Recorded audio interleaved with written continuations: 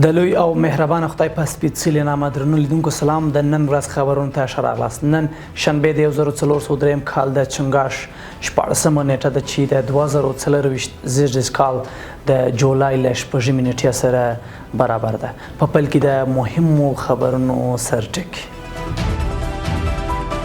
د ازبکستان د کانو او جیولوژي له وزیر سره د هیواد د صنعت او سوداګرۍ وزیر کتنه.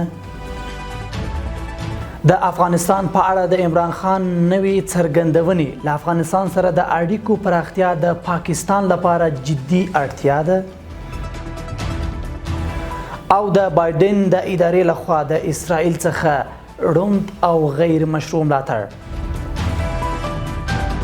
زه زلمی عزیزی یم. دا هم بشپړ خبرونه. د صنعت او سوداګرۍ وزیر نورالدین عزیزی ازبکستان ته د سفر په ترڅ کې د دغه هیواد د کانو او جیولوژي له وزیر اسلاموف سره کتلي. د صنعت او سوداګرۍ وزارت وایي چې ښاغلي اسلاموف په دغه کتنه کې پر ګډه همکاري ټینګار کړی او د کانو په برخه کې د دواړو هیوادونو پانګوالو د ملاتړ لپاره د هوکړې غوښتنه کړې ده. له بلې خوا نورالدین عزیزي له ازبکستاني لوري غوښتي چې د غزني او هرات د مسو په کانونو او د افغانستان د کاني موادو د پروسس په کارخانو پانګونه وکړي. د یادې کتنې په پای کې پریکړه شوې چې هیواد د کانونو سروي او فني کارونه په موخه نږدې وخت کې د ازبکستان هیواد یو پلاوی افغانستان ته راشي.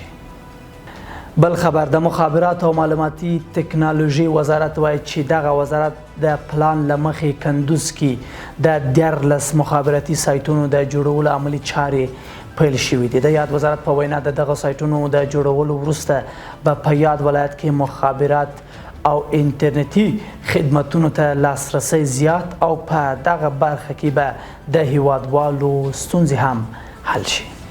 او په بل خبر کې وایي د پاکستان د تحریک انصاف ګوند مشر او د دغه هیواد پخوانی لومړی وزیر عمران خان وایي افغانستان سره د اړیکو پراختیا پاکستان جدي اړتیا ده. عمران خان د پاکستان له لوري د عزم استحکام پوځي عملیات په اړه دغه راز ویلي چې افغان حکومت له مرستې پرته به دغه عملیات بې پایله وي. او په پای کې یو بهرني خبر. د امریکا د کورنیو چارو وزارت پخوانۍ ځانګړې مرستیاله مریم حسنین چې تیره اونۍ یې د بایدن ادارې له لوري د غزې په جګړه کې د اسرائیلو د ملاتړ له امله استعفا ورکړې، اوس په تازه څرګندونو کې ویلي چې د بایدن ادارې په ړانده او بې ځایه ډول د اسرائیلو ملاتړ کوي.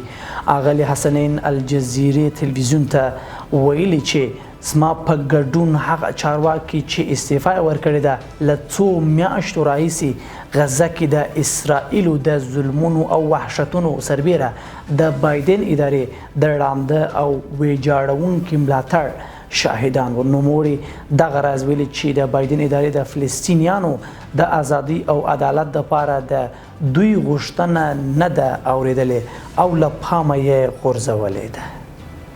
ستاسو له ملتیا مننه کوم. تر بیا ښه وخت او ښې چارې.